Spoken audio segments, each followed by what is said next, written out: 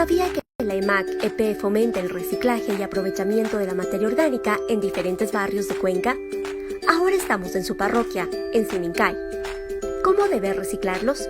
A los residuos como papeles y cartones, Tetra Pak, plásticos, envases de aluminio, entre otros, colóquelos en la funda celeste. A los orgánicos tales como residuos de frutas, de verduras, de granos, cortezas, resto de plantas o césped podado, entre otros, póngalos en la funda verde. Y a los desechos no reciclables, entre ellos papel higiénico, pañales, heces de animales, vidrios y otros, en la funda negra. Con esta separación, usted contribuye a la producción de compost, a prolongar la vida útil de nuestro relleno sanitario y a proteger la salud y el medio ambiente. La recolección de las fundas celeste y negra será solo los jueves y de la funda verde solo los martes y sábados. En todos los casos, a partir de las 8 horas. Entérese más de este proyecto visitando nuestros canales oficiales o llamando a nuestra línea directa 139. Unidos, lo hacemos bien.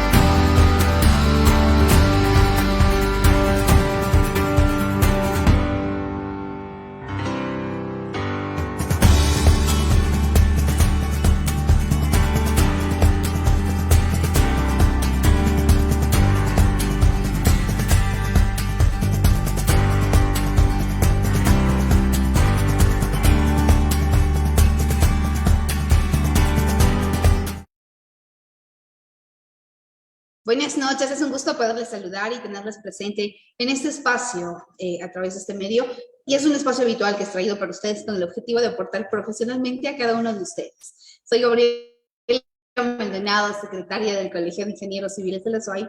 Para mí es un gusto poderles saludar. Permítame darles la bienvenida por parte del presidente del Colegio de Ingenieros Civiles de la SUAY, el ingeniero Galo Delgado Brito, y todos quienes conforman la mesa directiva del SICA. Esta noche, en nuestro espacio de diálogos, aprenderemos sobre la modelación hidrológica e hidráulica para un sistema de alerta temprana ante inundaciones, con el expositor, el ingeniero Javier Fernández de Córdoba. Javier es ingeniero civil de la Universidad de Cuenca en el 2003. Es máster en hidrología y gestión de recursos hídricos por la Universidad de Alcalá, Madrid, España, en el 2010. Es doctor en ciencias técnicas, mención en ingeniería hidráulica por la Universidad Tecnológica de La Habana en el 2020.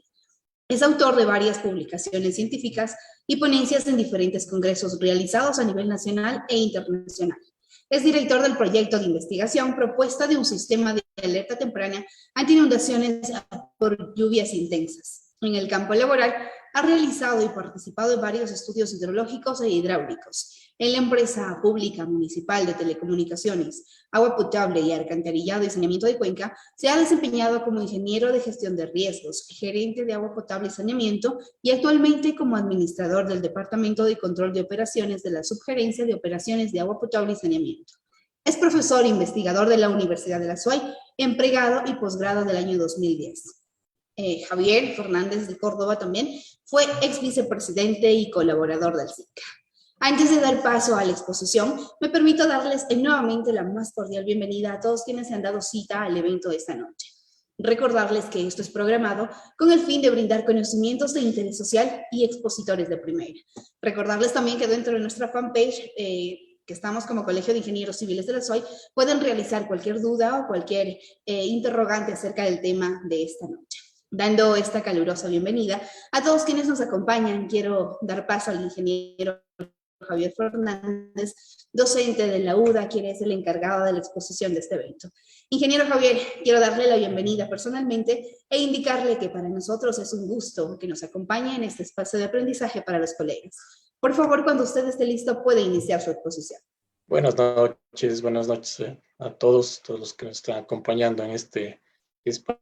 Un agradecimiento especial al Colegio de Ingenieros Civiles de la SOAI por la invitación que han hecho a la Universidad de la SOAI y en este caso a mi persona para poder exponer este tema que yo creo que iba a ser de interés para todos los que nos acompañan el día de hoy.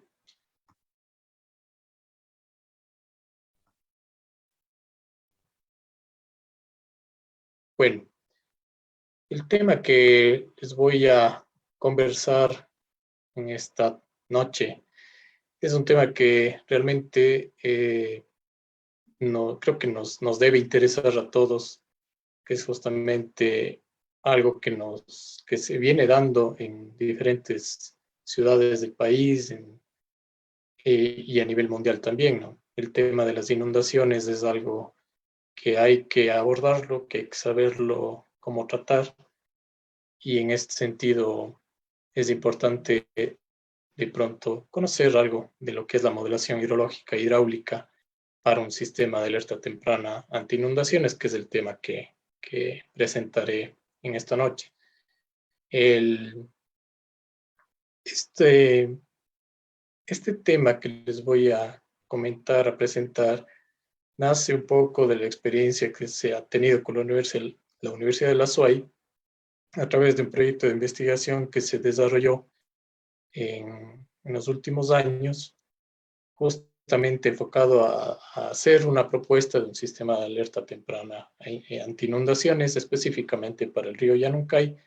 Entonces les voy justamente a mostrar algunas tomando como ejemplo esta cuenca del río Yanuncay, que es la que estudiamos, a mostrarles algunas de las cuestiones, de los temas que se investigaron respecto a la modelación hidrológica e hidráulica.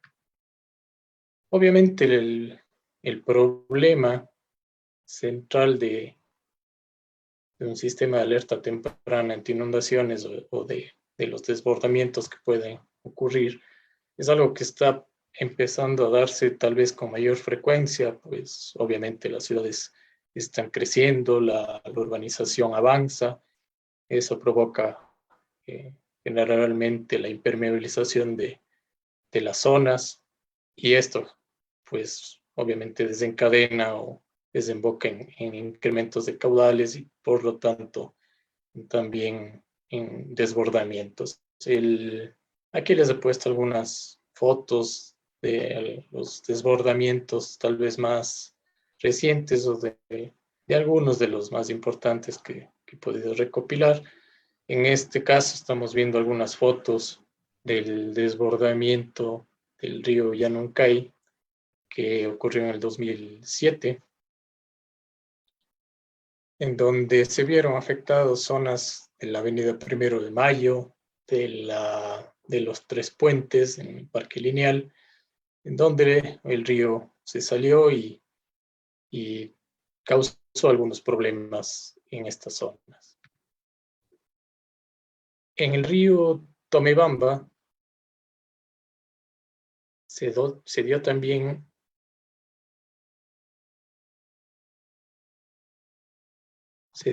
un desbordamiento en octubre del 2014 y causó problemas en la zona de Puertas del Sol, en donde se salió el río de ese cauce, inundando algunas viviendas y trajo consigo estos problemas de inundaciones en esas zonas.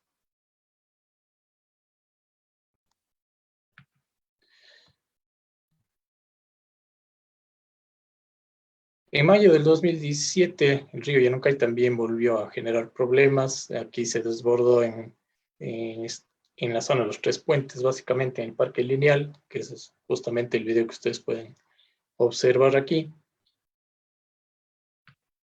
Y también en la zona de Barabón, justamente también se desbordó el río y causó esta inundación.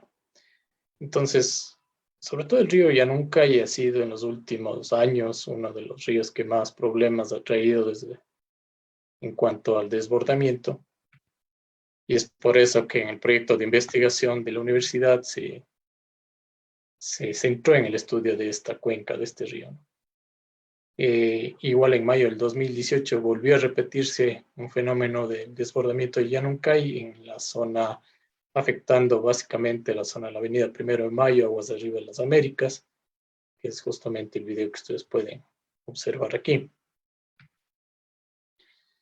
En mayo del 2020, en la zona de la isla, se desbordó el río Yanuncay y también aguas abajo del puente de la Avenida de las Américas, en el parque lineal que hay en el margen izquierdo, que es justamente la fotografía que está en la parte superior izquierda. Un tema importante que siempre creo que es bueno debatir, conversar, es a veces las obras que suelen ejecutarse en los ríos para evitar desbordamientos. Muchas veces una práctica que suele pasar es que hacen de pronto rellenos en las zonas por donde se desbordó la última vez. Y claro, eso puede provocar que ya no se desborde en esa zona y se desborde aguas abajo en otro lugar. Probablemente, es una hipótesis, lo que ocurrió en mayo en el 2020 en este parque lineal que generalmente no se inundaba, pero a raíz de unos rellenos que se hicieron justamente para que no se desborde aguas de arriba la Avenida de las Américas, probablemente provocó también que el agua vaya hacia este parque lineal. De todas formas, en las ciudades, menos yo creería que debe propenderse más bien a tener zonas de inundación, porque el río necesita donde inundarse y donde poder amortiguar, si quieren, los efectos de las fuertes precipitaciones.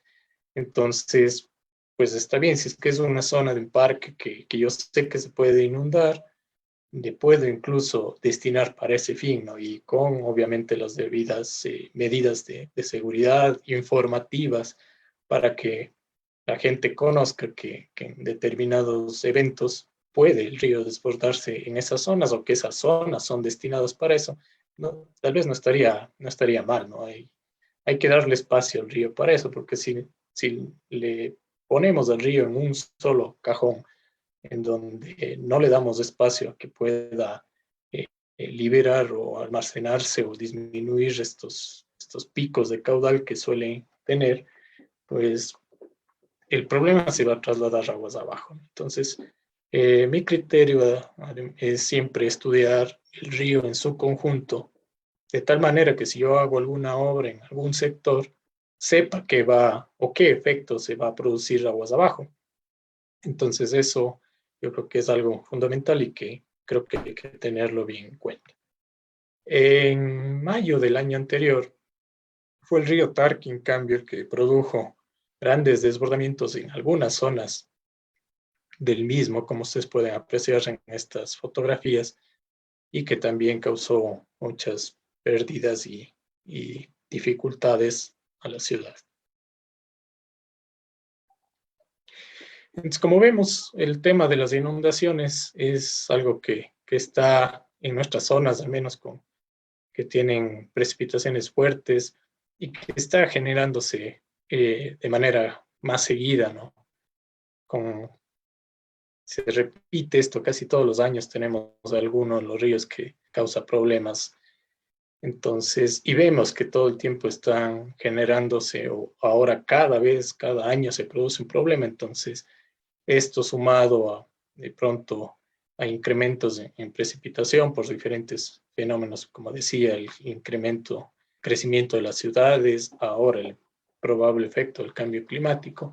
Entonces, esto va a seguir dando tema para estudio y hay que realmente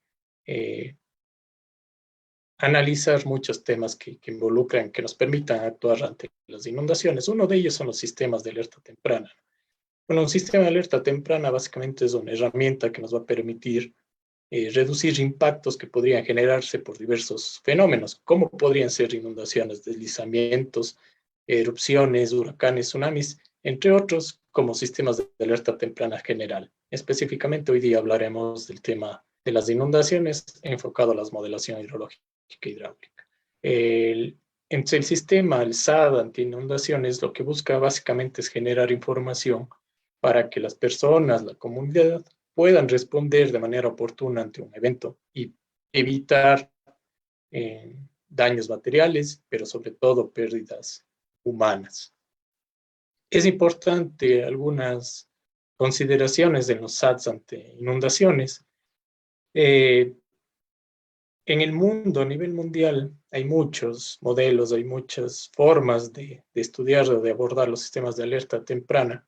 Algunos de ellos utilizan modelos de pronósticos de caudal que podría o son una herramienta válida para los sistemas de alerta temprana, pero que de pronto podrían afectar al tiempo de reacción que se dé ante un evento de inundación, porque obviamente necesito a veces correr un modelo y el tiempo que tome en correr un modelo, y puede ser que el caudal ya esté en la zona o en la ciudad.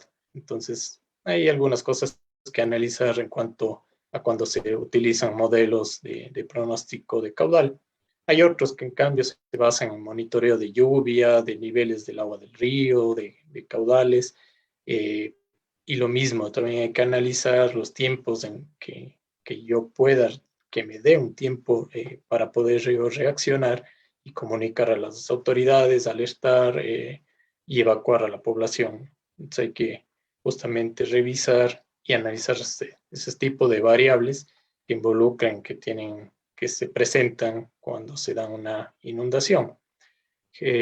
Probablemente hay justamente la propuesta que se elaboró en la Universidad de La SUAY era más bien de generar como una base de datos a partir de pronósticos de precipitación y tener ya en esa base de datos los caudales que pudieran generar una precipitación que se aproxima. De eso les comentaré brevemente en las siguientes láminas.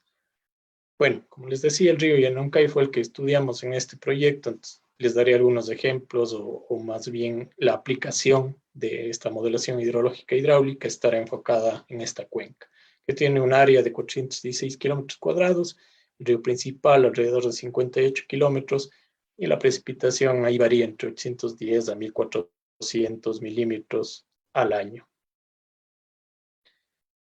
Como mencionaba un poco el concepto del sistema de alerta temprana que se propuso, que salió de este proyecto de investigación, es tener una base de datos de eventos que puede obviamente ir creciendo como uno quiera, y lo que se hace es ver cuál es la tormenta que se aproxima para determinar las características de la misma y con estas características ver cuál es el efecto que se pudiera generar tanto en caudales como en áreas de inundación. Entonces, esta base de datos yo la puedo consultar en cualquier instante, que sé yo, 10 días antes de la tormenta, 5, 2, cuando está la tormenta empezando a caer sobre la cuenca. Entonces, es la flexibilidad tal vez de tener un sistema de alerta temprana que se base o que tenga ya una gran cantidad de eventos para ver cuál es el que más se parece, ¿no? Y un tema importante, obviamente, la estructura de cómo llegar a esta propuesta del sistema de alerta temprana es la modelación, tanto hidrológica como hidráulica. Los modelos de simulación son la base para poder generar los eventos que permitan tener este sistema de alerta temprana, ¿no? Y muchos de los sistemas de alerta temprana que uno pueda proponer justamente van a partir de la modelación tanto hidrológica como hidráulica, porque en las inundaciones yo necesito obviamente saber cuál es o qué pasa con la lluvia que está generándose, qué caudal se me va a producir y qué área de inundación y qué zonas se van a ver afectadas. Entonces, la modelación es un tema clave y que hay que abordarlo con la profundidad que se requiere. Lo que decía un poco de la aplicación de esta propuesta, más que la aplicación, la propuesta que se generó, que tiene una base de datos considerando diferentes variables de las tormentas, como pueden ser la velocidad, la dirección, la intensidad máxima de la lluvia, la precipitación acumulada, la duración de la misma y obviamente la precipitación antecedente, que es un tema importante a analizar, para, como resultado de la base de datos o del sistema, tener caudales máximos en diferentes estaciones, los tiempos que se puedan dar, es decir, el tiempo que se va a alcanzar la máxima inundación en ciertas zonas y el tiempo que se demora en regresar a su cauce natural. Además, los mapas de inundación, que es un tema que también importa en este sentido. Y entrando ya a lo que nos compete en el tema básicamente de la modelación hidrológica, para empezar por ahí, el modelo, como sabemos, es una representación simplificada de la realidad que busca conocer, comprender o estudiar en particular. Modelos que pueden ser físicos o matemáticos. Claro, físicamente es difícil representar la lluvia y escurrimiento o generar un modelo físico para la parte hidrológica. Modelos matemáticos son bastante utilizados para los sistemas de alerta temprana, ya que utilizan ecuaciones, fórmulas matemáticas que relacionan las entradas, que sería la precipitación, en el río o en la cuenca. Entonces, en la actualidad hay muchos modelos matemáticos comerciales de libre acceso que pueden ser utilizados para un sistema de alerta temprana. Pueden haber modelos, también hay modelos agregados, distribuidos, semidistribuidos. En el presente ejemplo, el caso de estudio, les hablaré más de un modelo semidistribuido. ¿Cómo empezamos a trabajar o a generar el modelo hidrológico, a realizar la modelación hidrológica? Pues primero hay que generar un modelo conceptual de la cuenca, para lo cual es importante partir o tener información para poder generar este modelo conceptual. Y una de las formas de obtener el modelo es a través de los modelos digitales de elevaciones. En el caso del río Yanuncay se pudo trabajar con el modelo del SIG Tierras, que tiene una resolución de 3 por 3 metros, y este modelo digital de elevaciones me permite, obviamente, generar el modelo ya conceptual de la cuenca con cualquiera de las herramientas que existen. En el caso puntual del río Yanuncay se utilizó el GHMS para generar la modelación hidrológica. Entonces, una vez que yo tengo el modelo digital, puedo yo generar o dividir toda la cuenca, por ejemplo, para hacerle que el modelo sea semidistribuido. Justamente se le dividiría o se le divide a la cuenca en subcuencas. En un criterio que se puede adoptar es obviamente dividir de acuerdo a cada uno de los afluentes del río principal.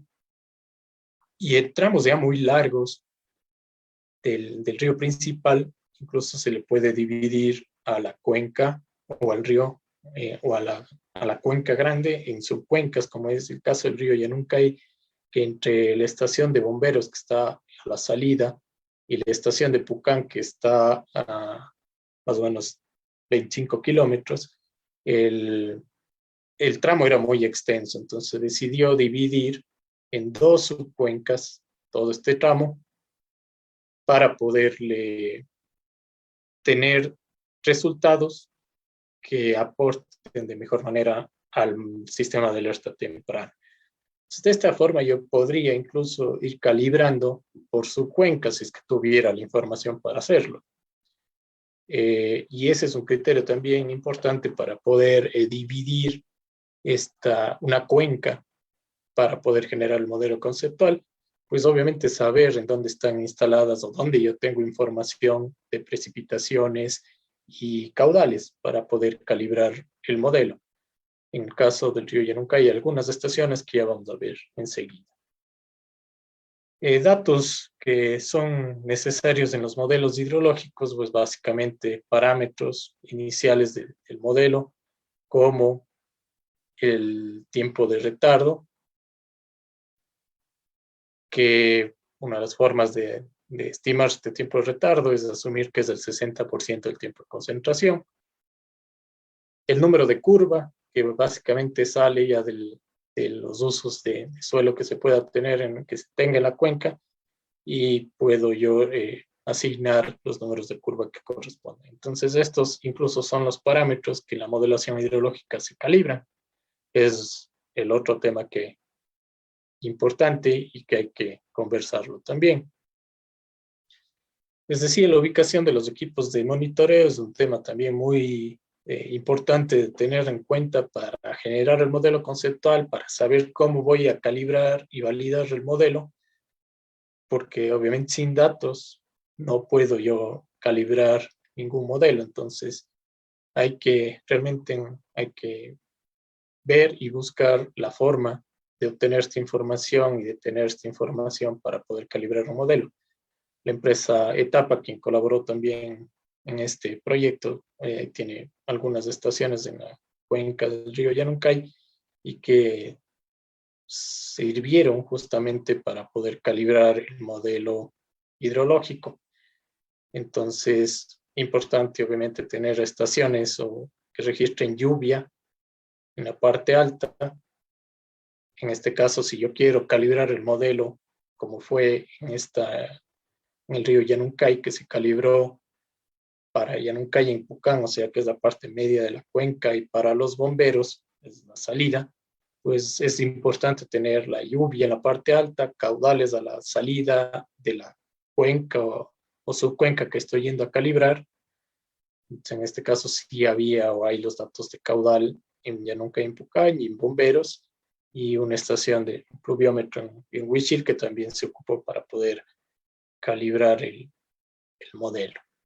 Entonces, en función también de la ubicación de estas estaciones, yo puedo dividir la subcuenca o la cuenca y generar el modelo conceptual. Algunos de los eventos que se consideraron o que se tuvieron para el análisis y la calibración y la validación.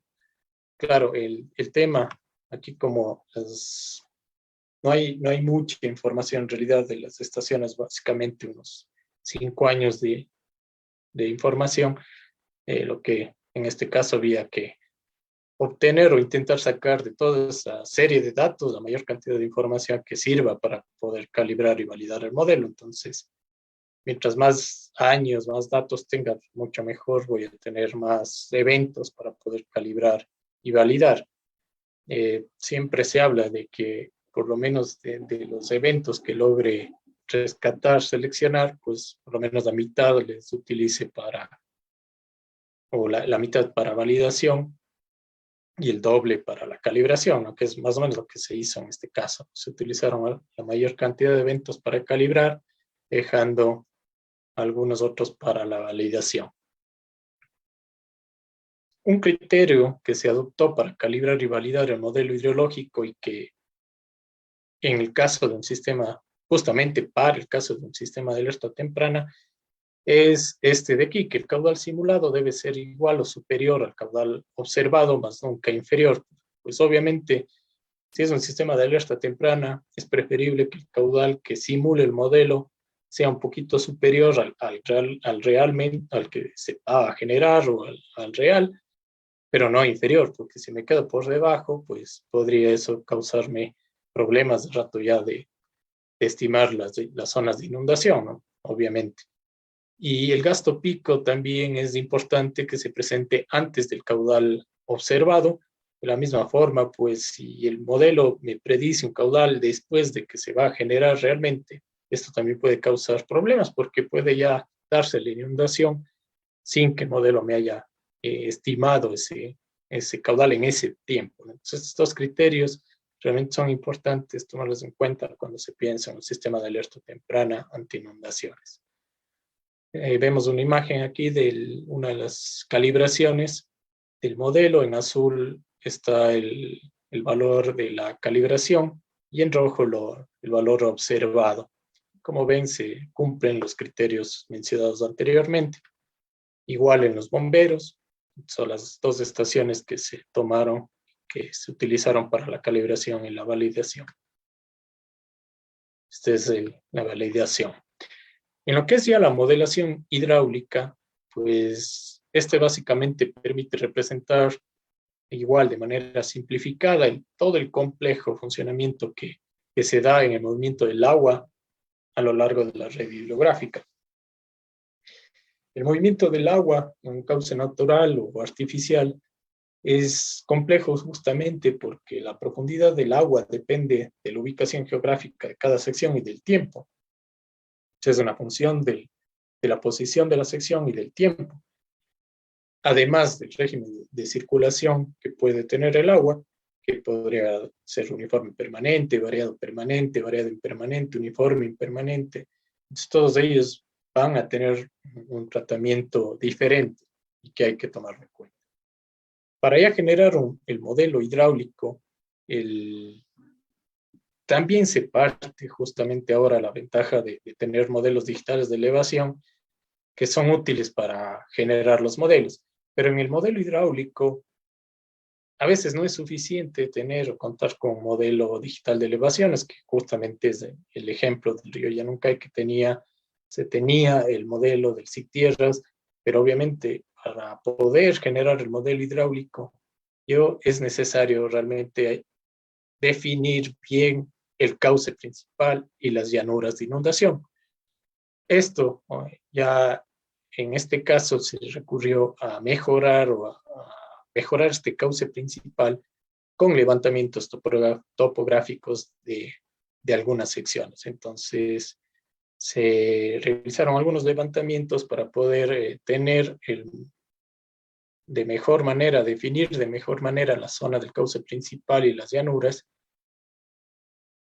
Y de esta manera se tenía ya un modelo digital, pero modificado o mejorado con estos levantamientos topográficos. Para la modelación hidráulica, en este ejemplo, en este caso, se utilizó el GEC-RAS, que tiene ya en sus nuevas versiones algunas bondades que se pudieron utilizar para este sistema de alerta temprana.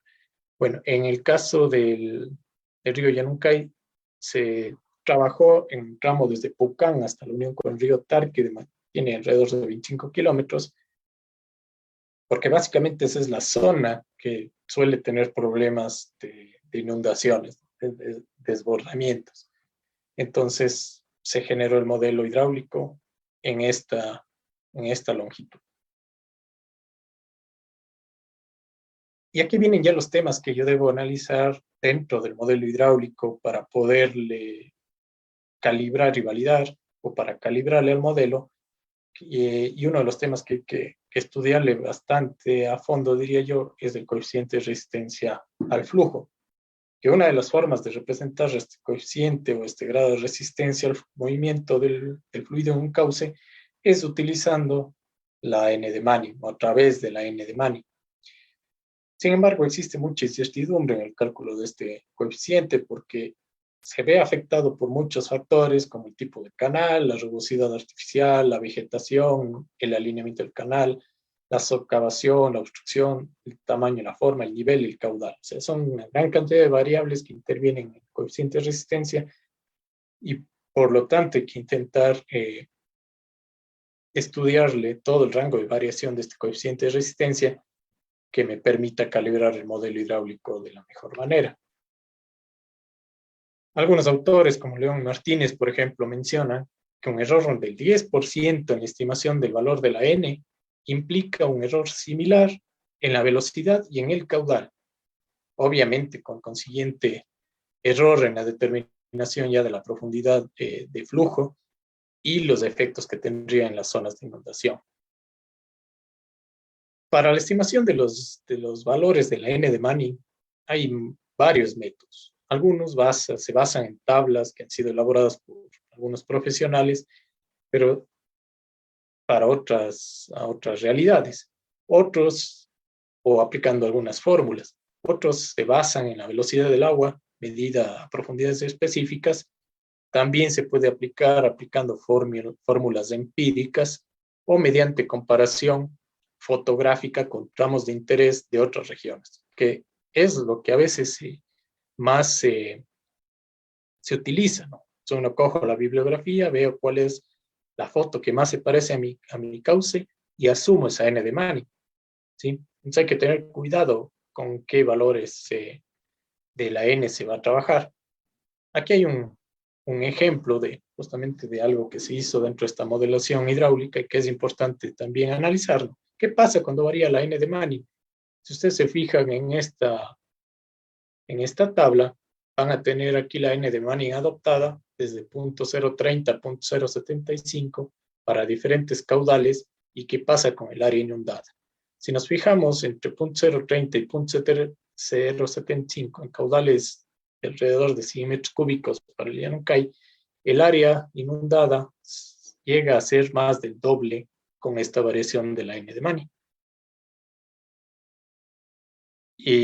Igual en el resto de caudales siempre el área obviamente va a ser mayor. Entonces hay que tener cuidado justamente de qué valor de la n de Manning voy a utilizar para la modelación hidráulica.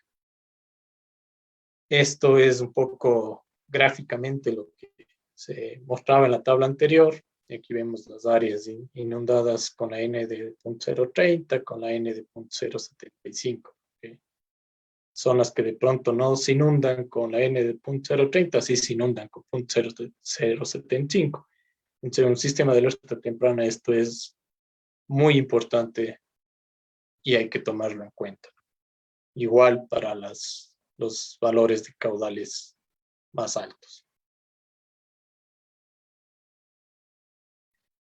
Entonces, una de las formas tal vez de darnos cuenta del valor del coeficiente de resistencia que se tiene en un río se pueden aplicar varios de los métodos que se tienen en la literatura, ¿no?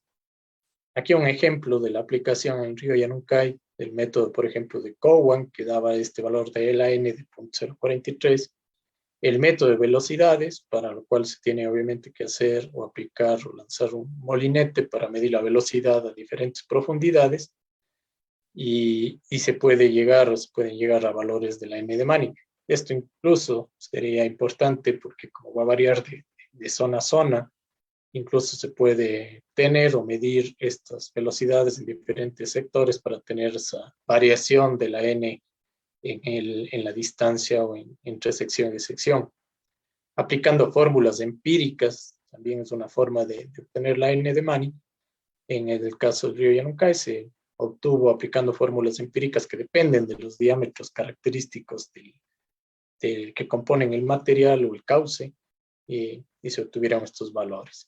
También se lanzaron flotadores porque en caudales altos, como son ríos de montaña con grandes velocidades, a veces es muy difícil de pronto lanzar un molinete en caudales muy elevados, pero los flotadores sí se pueden utilizar. Claro, es importante tomar en cuenta o analizar o comentar que, claro, el flotador hay que también someterlo en lo posible a un proceso de calibración, es decir, calibración porque el flotador va a medirme básicamente la velocidad superficial, y como sabemos la velocidad en un río, en cauce natural o artificial, tiene una variación, ¿no? Entonces, que varía con la profundidad. Entonces, en el caso del río Yanucay sí se pudo calibrar los flotadores, es decir, obtener un valor, un coeficiente que relaciona la velocidad superficial con la velocidad promedio o la variación con la profundidad. Y lo que les decía, la comparación fotográfica, que es uno de los métodos que más se utiliza, estarían estos valores. Entonces, bueno, la idea es tener un valor de la n de Manning para saber en qué rango está, porque en este caso ya la modelación hidráulica se utiliza, por ejemplo, el GERRAS, ya se puede calibrar automáticamente el valor de la N.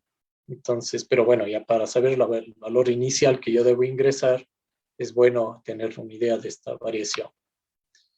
Entonces, el GEC-RAS tiene justamente una herramienta de calibración automática que se utiliza en este proyecto, que funciona o se calibra en régimen variado impermanente, que es bastante útil.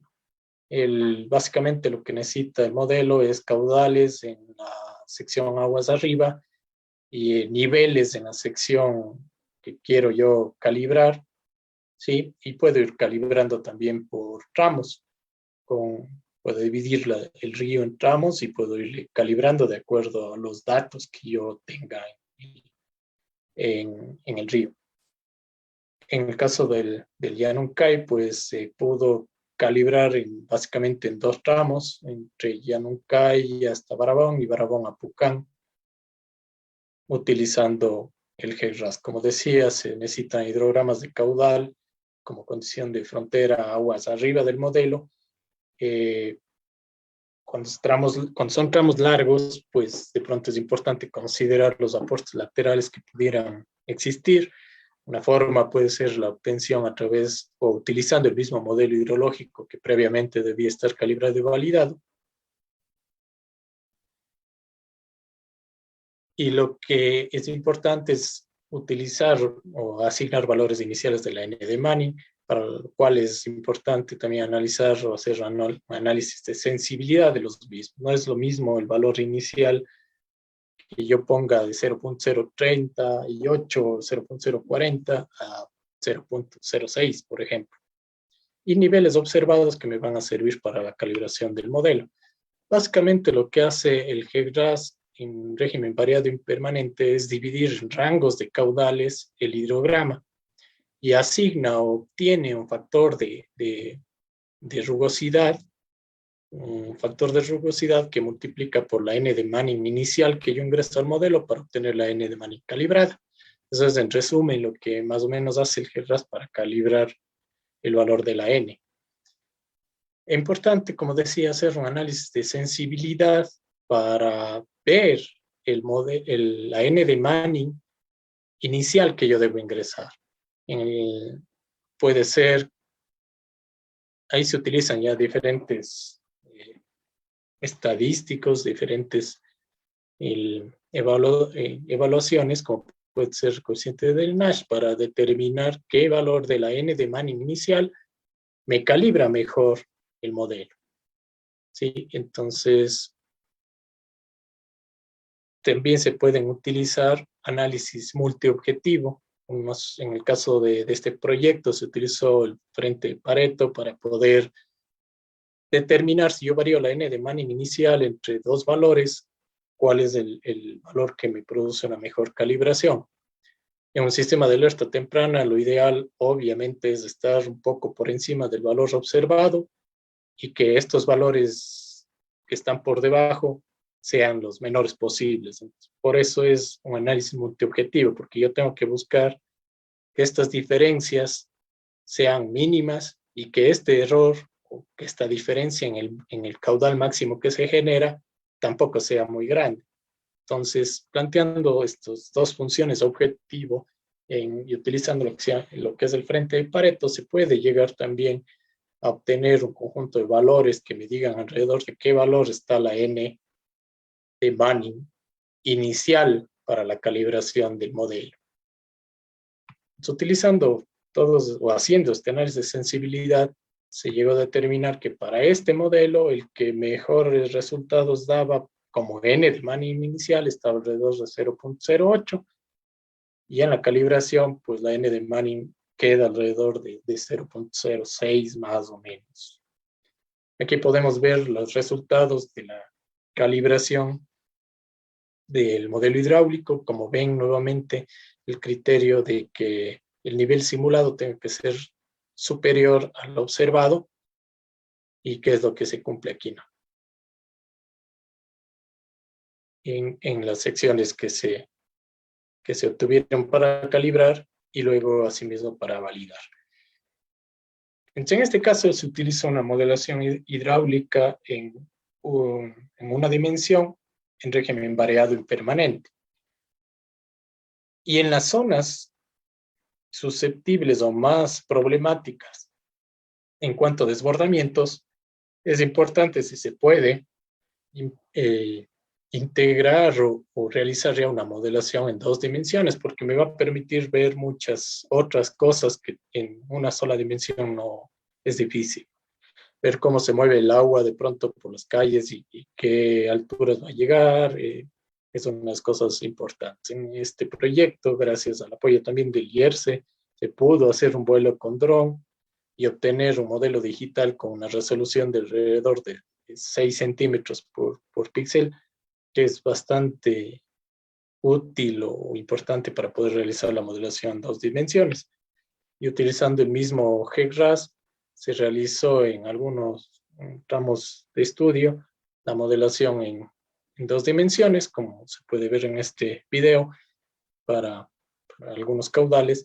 Entonces, se puede también incorporar parte de la propuesta del sistema de alerta temprana que se generaba, era integrar estos videos de modelación ya de 2 dimensiones a cada uno de los eventos que se tenían. Entonces, en lo posible, si es que se puede llegar o utilizar, trabajar con modelación en 2 dimensiones, es bastante útil, sobre todo en las zonas susceptibles a inundación. Bueno, eso es un poco lo que quería compartir con ustedes. Espero no haberles cansado demasiado. Es un tema bastante largo en realidad, que tal vez en el tiempo que tenemos no se llega a dar toda la información que la experiencia que más que nada que uno pudo tener en este proyecto y que quería compartirles. Quedo atento más bien si tienen alguna inquietud y muchas gracias. Queremos agradecer al ingeniero Javier porque sin duda la información brindada es de mucha ayuda y eleva los conocimientos de cada uno de nuestros colegas. Gracias a todos quienes estuvieron también conectados en nuestra fanpage de Colegio de Ingenieros Civiles de la SUAY. Dice por acá, queremos agradecer a toda la gente que estuvo conectada con nosotros. Luis Beto dice, buenas noches, colegas. Ruth Román, saludos cordiales, felicitaciones por la explicación. Muy interesante. Quería saber si esta investigación se encuentra publicada, nos dicen por acá. Sí, hay algunas publicaciones que han salido justamente de este proyecto. Incluso hay un manual sobre todo el tema de la rugosidad del río Yanuncay, que está en digital en la página de la Universidad de la SUAY, justamente, que es un documento que salió de esta investigación y que es muy útil para que puedan de pronto consultar y tener ya valores locales de referencia sobre la N de Manning para aplicarle el mismo río Yanuncay o asumir en ríos que están cercanos.